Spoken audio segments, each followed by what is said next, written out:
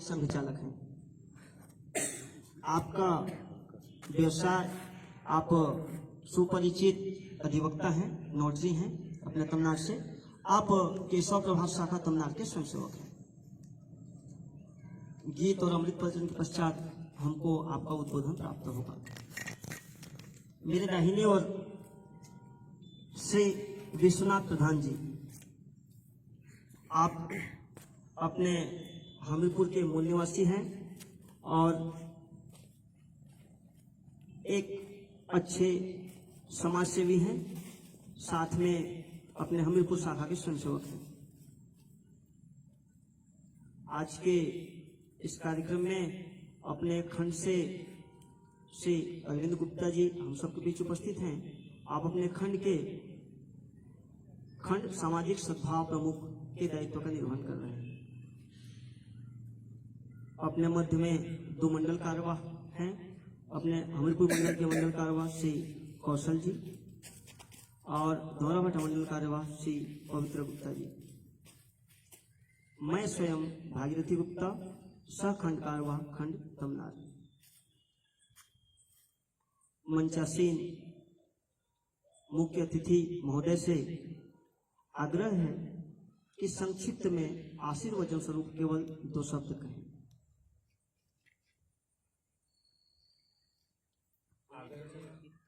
यहाँ पधारे राष्ट्रीय स्वयं सेवक के सब पदाधिकारीगण एवं उसके सेवकगण।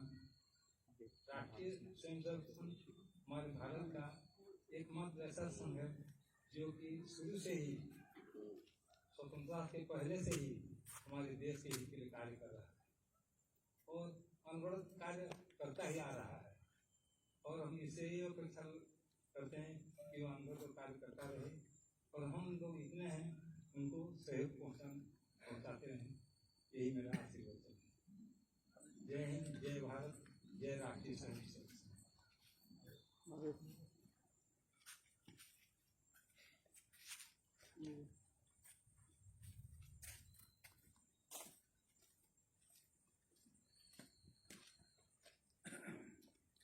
शक्ति केवल सेना या शास्त्रों से नहीं होती, बल्कि सेना का निर्माण जिस समाज से होता है वह समाज जितना राष्ट्र प्रेमी, नीतिवान और चरित्रवान संपन्न होगा, उतनी मात्रा में वह शक्तिमान होगा।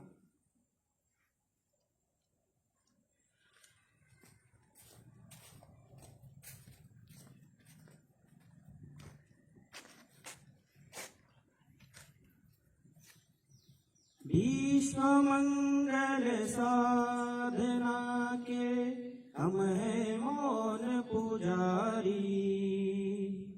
विश्व मंगल साधना के हम है मौन पुजारी। आराधक विश्व शांति के अक्षय टेक हमारी। हम हैं मौन पुजारी। विविध पंथ मत दर्शन शैली, भाषा रीत विधान प्रणाली। विविध पंथ मत दर्शन शैली, भाषा रीत विधान प्रणाली। एक सच्चिदानंद भव्य की सृष्टि यह सारी। हम हैं मौन पुजारी। विश्व मंगल साधना के हम हैं मौन पुजारी। अर्थ काम के पीछे सब नर भाग रहे हैं अंधे होकर। अर्थ काम के पीछे सब नर भाग रहे हैं अंधे होकर। धर्म भाव से दूर करेंगे ब्रिटिश अच्छाचारी। हम हैं मौन पुजारी। विश्व मंगल साधना के हम हैं मौन पुजारी। बलवानों को नहीं पूछता, बलहीनों को नहीं पूछता, बलवानों को विश्व पूजता।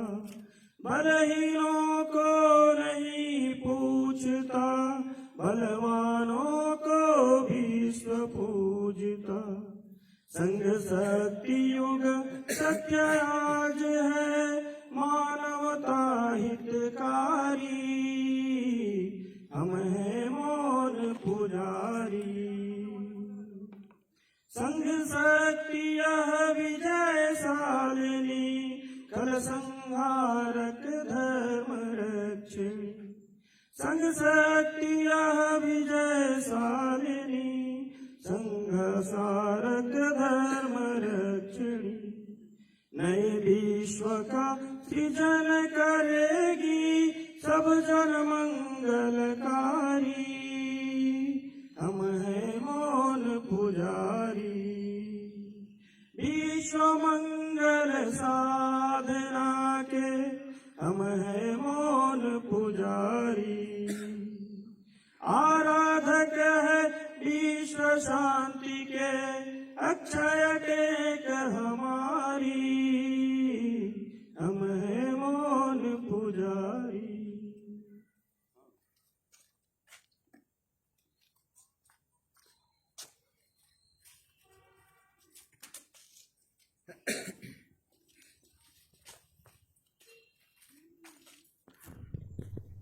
परम पवित्र भगवा ध्वज और आज के इस विजयादशमी उत्सव के कार्यक्रम पर हम सबके बीच उपस्थित हमारे मुख्य अतिथि महोदय विश्वनाथ प्रधान जी और हमारे इस कमनार खंड के सहखंड कारवाह भागीरथी गुप्ता जी और हमारे खंड के पदाधिकारी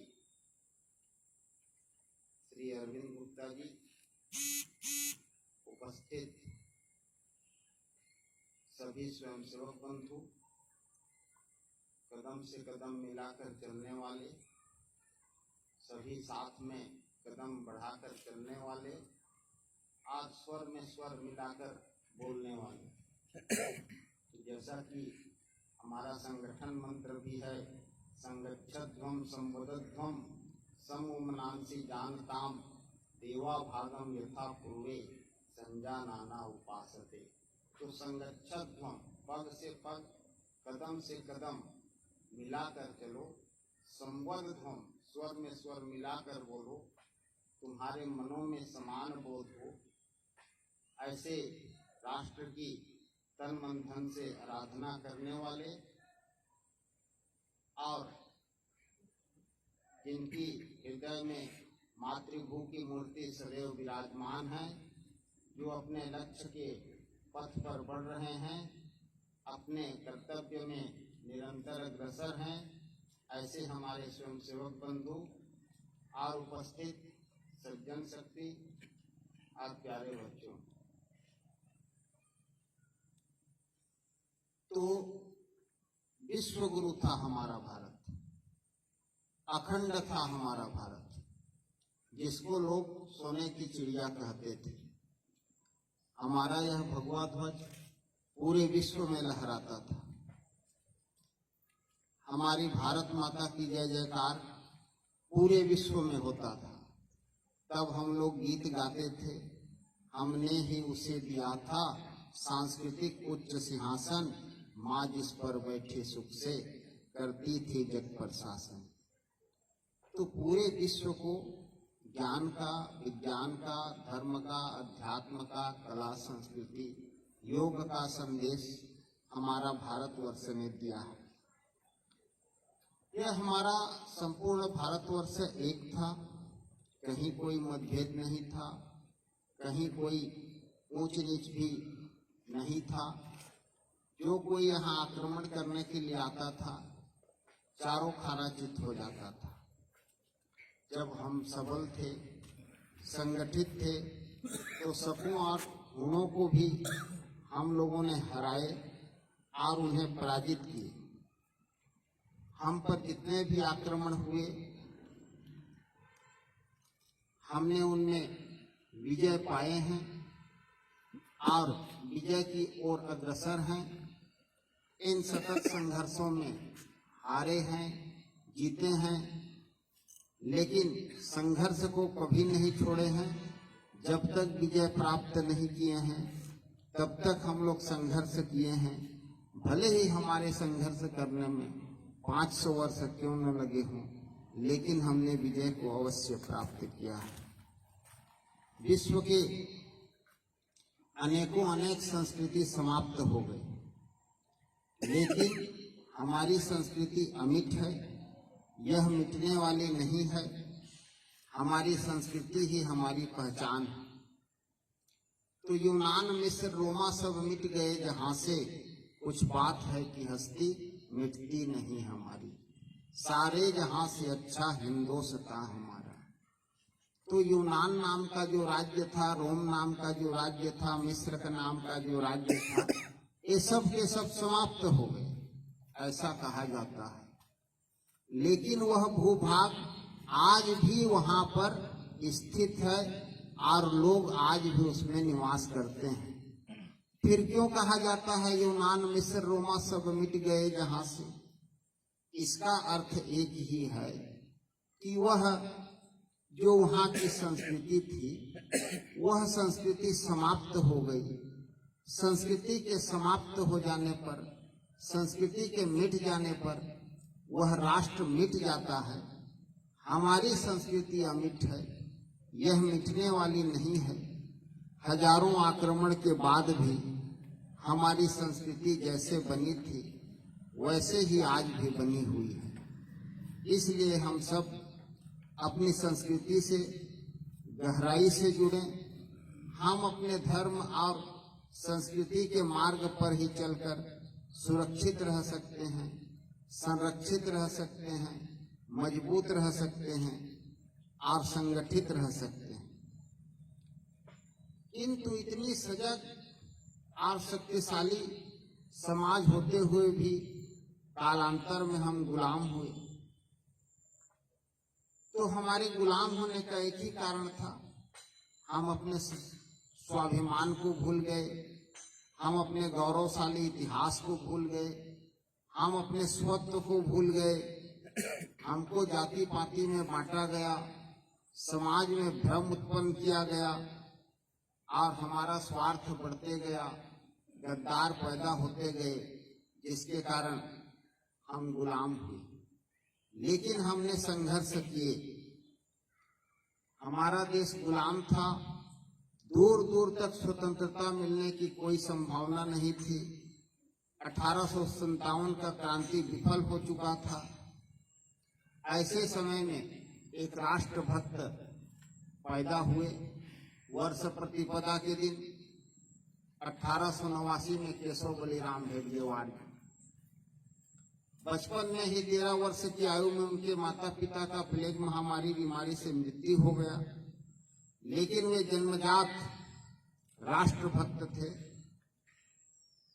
जिस समय वंदे मातरम बोलना बहुत बड़ी अपराध था, विद्यार्थी जीवन में ही उन्होंने अंग्रेज अधिकारियों का वंदे मातरम से स्वागत किए थे। वे नागपुर से कलकत्ता गए डॉक्टरी की पढ़ाई करने के लिए। आजादी का आंदोलन चल रहा था, वो पढ़ाई के साथ साथ आंदोलनकारियों के साथ भी काम करते थे। वहाँ के अनुशीलन समिति से जुड़े।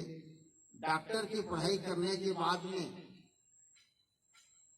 अनेक देशों से उनके पास प्लेसमेंट भी आया कि आइए आप हमारे देश में डॉक्टर का व्यवसाय कीजिए।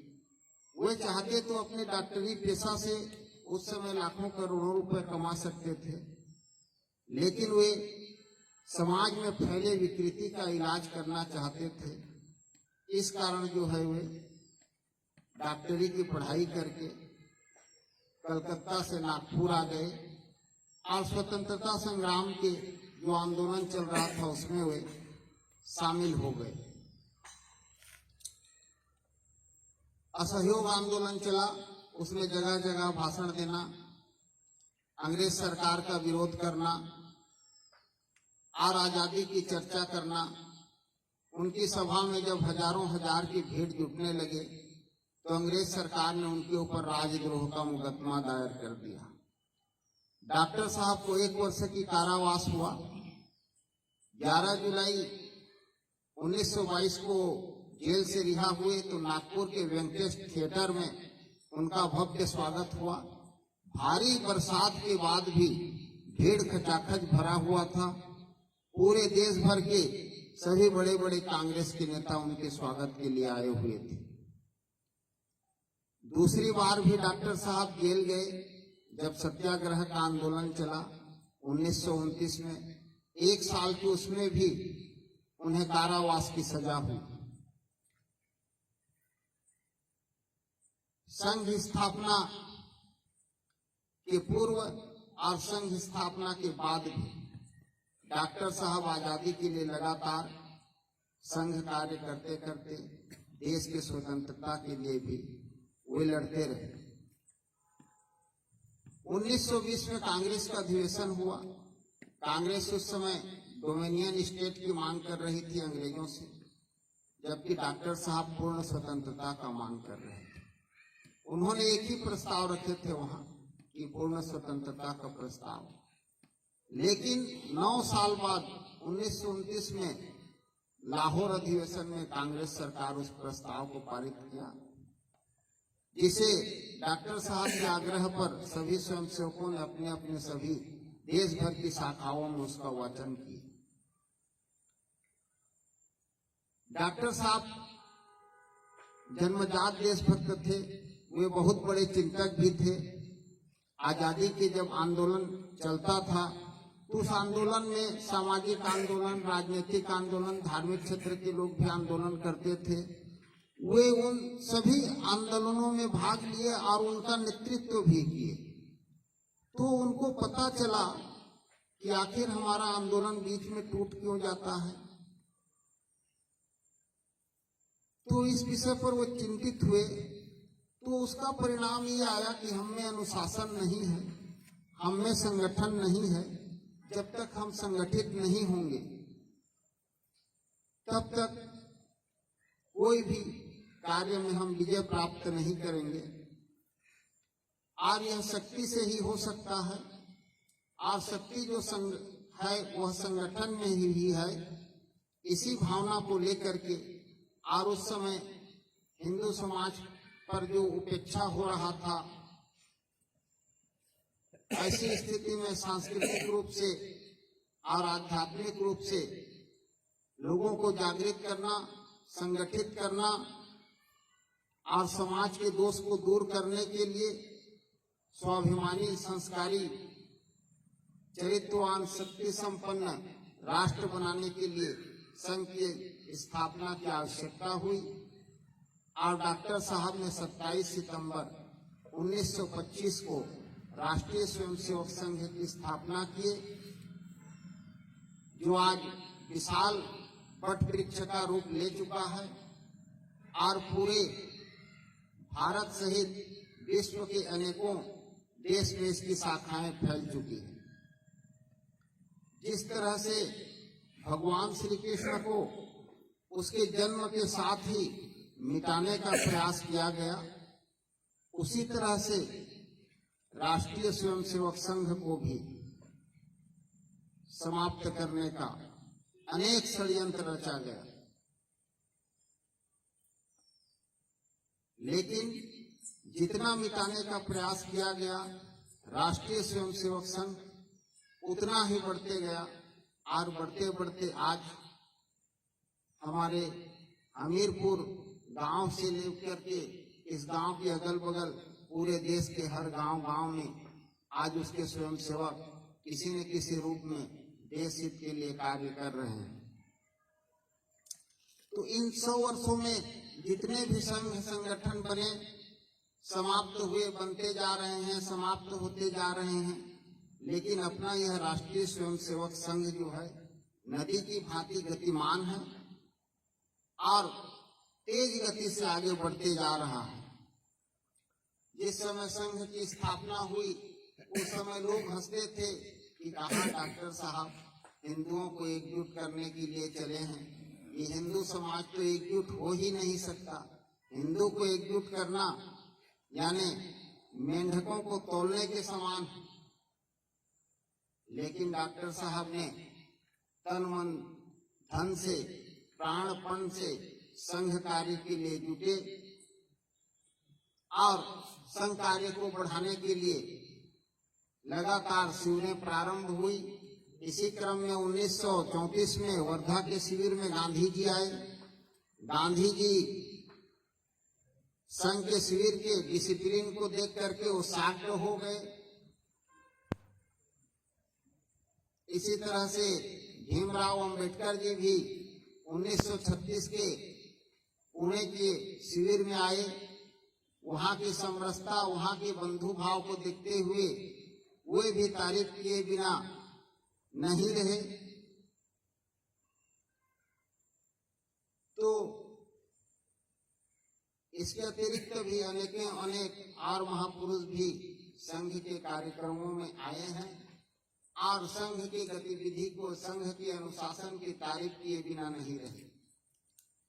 अभी हाल ही में पिछले वर्ष पूर्व राष्ट्रपति प्रणब मुखर्जी भी संघ के कार्यक्रम में शामिल होने के लिए नागपुर आए थे।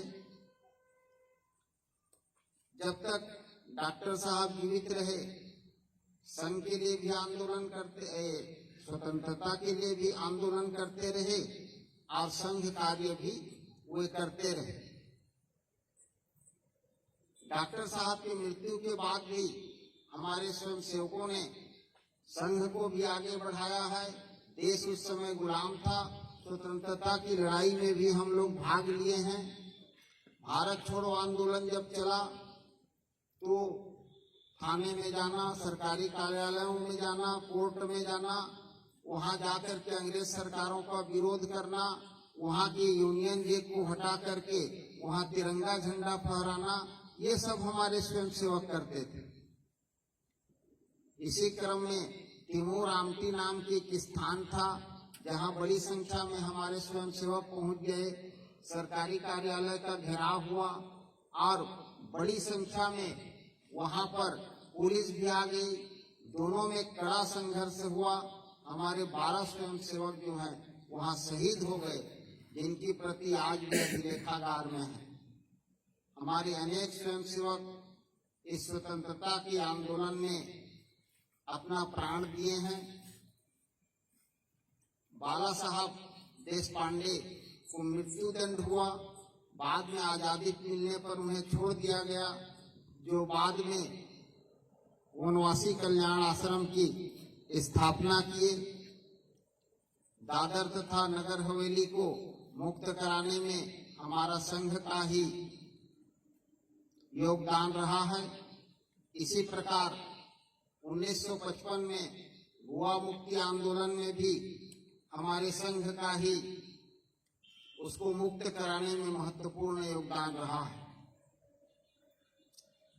हमारा यह राष्ट्रीय स्वयंसेवक संघ तिरंगे का, इस देश का सदा सम्मान करते आया है। तिरंगे के सम्मान में हमारे स्वयंसेवक हमेशा आगे की पंक्ति में खड़े मिले हैं। एक बार 80 फीट का ध्वज, तिरंगा ध्वज लहराया गया फैजपुर के अधिवेशन में। वो ध्वज जाकर के आधे रास्ते में अटक गया। भीड़ भरी हुई थी, उसको गुत्थे को सुलझाने की किसी में साहस नहीं था। ऐसे में भीड़ से एक नवयुवक निकला, सर खंभे पर चढ़ गया, गुत्थी को सुलझाया, ध्वज को ऊपर पहुंचाया और सर नीचे उतर आया। तो स्वाभाविक रूप से वहां उपस्थित लोग उसे कंधे पर उठा लिया और नेहरू जी के पास में लेकर के गए। नेहरू जी ने उसका पीठ थपथपाया, बोला कि खुला अधिवेशन है, कल अधिवेशन में आओ, कल तुम्हारा सम्मान किया जाएगा। लेकिन पीछे से कुछ लोग बोले नहीं, उसको क्या बुलाना, वो तो स्वयंसेवक है, शाखा में जाता है। अभी पंच परिवर्तन का हमारा कार्यक्रम चल रहा है, जिसमें एक नागरिक कर्तव्य बोध भी है। अर्थात नियम कानून का पालन करना, संविधान का पालन करना। नियम के पालन करने से राष्ट्र उन्नत होता है। हमारा संघ का मान्यता यहाँ तक है कि संविधान की जो प्रस्तावना है, जो उसके मूल अधिकार हैं, जो उसके मूल कर्तव्य हैं और उसके मार्गदर्शी सिद्धांत हैं, उसको 5वीं 8वीं कक्षा में लागू किया जाए, जिससे सबको संविधान का जानकारी हो सके।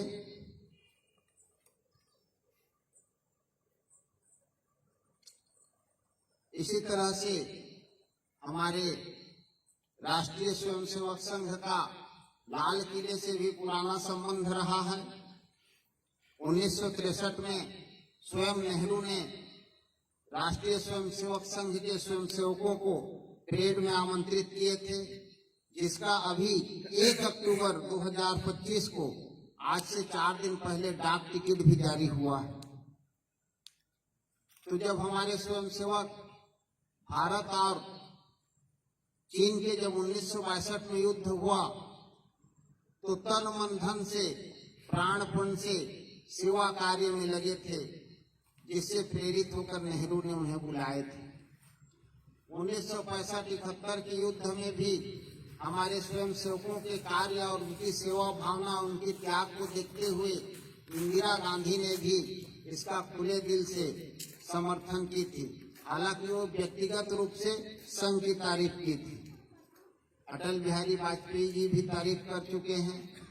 अभी 15 अगस्त 2025 को लाल किले के प्राचीर से देश के प्रधानमंत्री महोदय श्री नरेंद्र मोदी जी ने भी राष्ट्रीय स्वयंसेवक संघ की तारीफ किए हैं और इस 100 वर्षों में जिन्होंने अपना जीवन समर्पित किए हैं, उन सब का उन्होंने भी स्मरण किए हैं। इस 100 वर्ष में जितने भी राष्ट्र में आपदा आए हैं, संकट आए हैं, चाहे युद्ध के समय हो, भूकंप के समय हो, किसी भी प्रकार का आपदा आया हो या कोरोना महामारी हो, राष्ट्रीय स्वयंसेवक संघ तन मन धन से अपना सेवा कार्य और मदद किए हैं। इस 100 वर्ष की यात्रा में हमारा यह राष्ट्रीय स्वयंसेवक संघ संघर्ष भी किया है, आंदोलन भी किया है और जन जागरण का कार्य भी किए हैं, जिसमें हम लोग राम जन्मभूमि आंदोलन, बाबरी विध्वंस, रामशिला पूजन, विश्व मंगल, गौ ग्राम यात्रा जैसे अनेक कार्य किए हैं। श्राइन बोर्ड के लिए संघर्ष किए हैं। इस 100 वर्ष की यात्रा में हमारे राष्ट्रीय स्वयंसेवक संघ पर 3 बार प्रतिबंध भी लगा, लेकिन हमने किसी भी कार्य में न तो हमारा कार्य रुका है और रुकेगा। इस 100 वर्ष की हमारी यात्रा में अनेकों स्वयंसेवकों की हत्या की गई, अनेकों स्वयंसेवकों के हाथ पांव काट दिए गए, लेकिन फिर भी सभी स्वयंसेवक संगठित हैं और अपने लक्ष्य की ओर, विजय की ओर अग्रसर हैं। हमारे संघ का एक ही उद्देश्य है, राष्ट्रभक्ति ले हृदय में हो खड़ा यदि देश सारा, संकटों पर मात कर यह राष्ट्र विजयी हो हमारा। इसी बात को लेकर के हम लोग चल रहे हैं। आज इस 100 वर्ष में हमारे राष्ट्रीय स्वयंसेवक संघ ने अनेक परीक्षा भी दी है। कंचन है हम कांच नहीं हैं, ले लो अग्नि परीक्षा, सुख की नहीं कष्ट सहने की हमने ली है दीक्षा। चाहे ठोक बजा कर देखो चटके पात्र नहीं है, अंगारों में तपे हुए हैं मिट्टी मात्र नहीं। इस 100 वर्ष में हमारी 5 पीढ़ी गुजर गई, अभी 6वां पीढ़ी चल रहा है। डॉक्टर साहब, उसके बाद गुरुजी, उसके बाद बाला साहब देवरस, उसके बाद में रज्जू भैया के बाद में सुदर्शन, अभी पूजनीय सरसंघ चालक माननीय डॉक्टर मोहन भागवत जी का युग चल रहा है। तो उसमें उस समय के संघर्ष को देखते हुए हमारे सुदर्शन जी कहते भी थे कि 2011 के बाद वो भविष्यवाणी किए थे, 2011 के बाद भारत का भाग्य चक्र फिर से तेज होगा और यह भारत फिर से विश्व को विश्व बंधुत्व का संदेश देगा। वे कहते थे कि डॉक्टर साहब अकेले थे, वे कहते थे कभी थे अकेले हुए आज इतने, अरे नहीं तब डरे तो भला क्या अब डरेंगे, विरोधों के सागर में चट्टान है हम, जो टकराएंगे मौत अपनी मरेंगे, लिया है हाथ तो ध्वज में कभी न झुकेगा, कि कदम बढ़ रहा है कभी न रुकेगा, न सूरज के सम्मुख अंधेरा टिकेगा, निडर हैं सभी हम अमर हैं सभी हम, कि सर पर हमारे वरद हस्त करता, गगन में लहरता ये भगवा हमारा। तो संघ का जो है तमाम विरोधों की परवाह किए बिना हम लोग सतत आगे बढ़ते गए हैं। प्रतिकूल परिस्थितियों में भी हमने संघर्ष किए हैं और आज यहाँ तक पहुँचे हैं।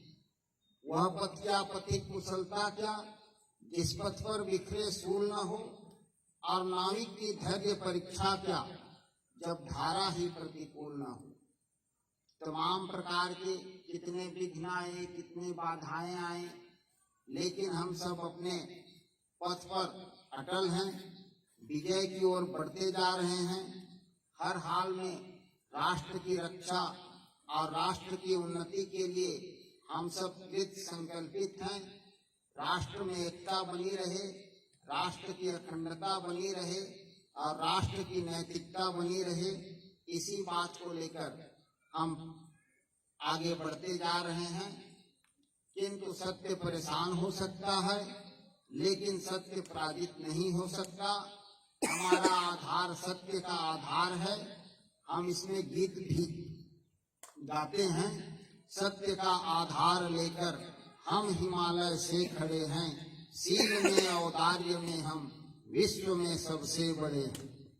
दूर कर अवरोध सारे, ध्येय पथ पर हम बढ़े हैं, संगठन का कार्य दुर्गम, नियम संयम से चले। संघ को समाप्त करने की चाहे जितनी भी योजना बनी हो, संघ और ही बढ़ता ही गया। क्या क्या कोशिश नहीं किया गया है। जयप्रकाश नारायण तो मसाल लेकर के संघ कार्यालय को जलाने के लिए निकल पड़े थे, लेकिन बाद में उन्हें ही कहना पड़ा कि यदि परिवर्तन की संभावना है, किसी से उम्मीद है, तो संघ से ही उम्मीद किया जा सकता है। इतना प्रतिकूल परिस्थितियों में भी आघात सहने के बाद भी राष्ट्रीय स्वयंसेवक संघ ने आज तक किसी का प्रतिकार नहीं किया, आज तक किसी का विरोध नहीं किया, सबको सहारा है और आगे बढ़ने की दिशा में ही हमेशा कार्य किया है। तो इस 100 वर्ष में हमारा अनेक विचार परिवार भी बने, शिक्षा के क्षेत्र में कार्य करने वाले हुए, सेवा के क्षेत्र में, चिकित्सा के क्षेत्र में, राजनीतिक क्षेत्र में, मजदूरों के लिए संगठन बने हैं, किसानों के लिए संगठन बने हैं। तो डॉक्टर साहब 1925 में जो दीप जलाए थे, आज वह पूरा भारत को पूरा एक प्रकार से प्रकाशित कर रहा है। तो हम लोग आज शस्त्र पूजन का कार्य किए हैं और आज विजयादशमी उत्सव हम लोग सब मनाने के लिए एकत्रित हुए हैं।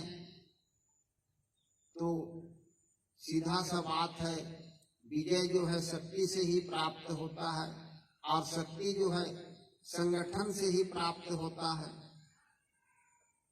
इसीलिए कहा गया है, सामर्थ्य मूलम स्वातंत्र्यम, श्रम मूलम च वैभवम, संघ मूलम महाबलम। तो स्वतंत्रता जो है सामर्थ्य पर आधारित है, वैभव परिश्रम से प्राप्त होता है। स्वराज्य उसी को कहेंगे जहाँ न्याय सुलभ हो, और शक्ति का मूल संगठन है, संघ मूलम महाबलम। तो हम लोग गीत भी गाते हैं कि समग्र हो विचार नीति धर्म का आचार, इस विचार से निष्ठा का ये प्रमाण है। संगठन का भाव संगठन का हो प्रभाव, संगठन ही हर एक व्याधि का निदान है। कलयुग का मत है और शास्त्र सम्मत भी है कि संगठन ही सर्वशक्तिमान है। तो हम लोग सब आज यहाँ पर एकत्रित हुए और विजयादशमी का उत्सव मनाए। तो विजय जो है संगठन से ही प्राप्त होता है। रावण कभी मारीच के रूप में लुभावना रूप लेकर के आया,